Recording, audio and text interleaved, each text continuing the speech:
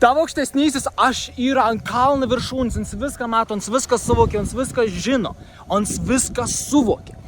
Tavo fizinės smegenys yra kaip antena, anos gauna informaciją iš tavo aukštesniojo aš. Ir tavo fizinė sąmonė, fizinis protas patiria viską aplinkui.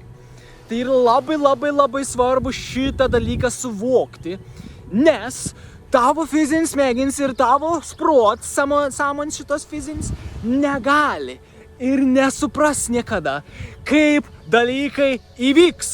Ir niekada nežinos, kaip dalykai įvyks. Tavo fizinis smegenys gali tik patirti, kaip dalykai įvyko ir prisiminti, kaip dalykai įvyko. Praeitis ir dabartis, ateities fizinis smegenys nežino, anos negali sužinoti. Tai ir labai svarbu to suvokti, kad pats svarbiausias dalykas ir tau susijungti su tą grandinį, su savo aukštesniuoju aš, kad tu būtum pilnas žmogus. Nes jeigu tu nesusijungi su savo aukštesniuoju aš, tu grina 50% savo daliais net neveik pas tavį. Tavo 50% kaip žmogaus nefunkcionuoja kaip 100% žmogus.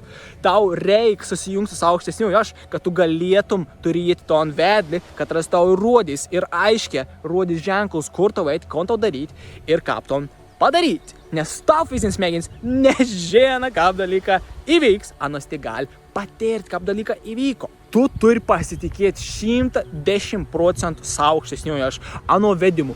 Eik į nežinomybę, nebijok eiti nežinomybę, kas ten atsitiks, kas ten bus, kokias abejonės, kokias baimės, nesvarbu.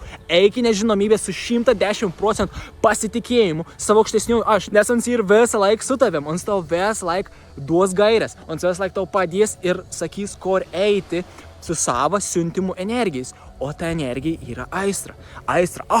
Aš noriu, man jaudint tas takėlis labiau negu ten tas takėlis. Aš einu ten to takėlį. Čia ir pasirinkėjams iš intuicijos pasitikėti savo aukštesniuoju aš ir eiti ano gairėmis.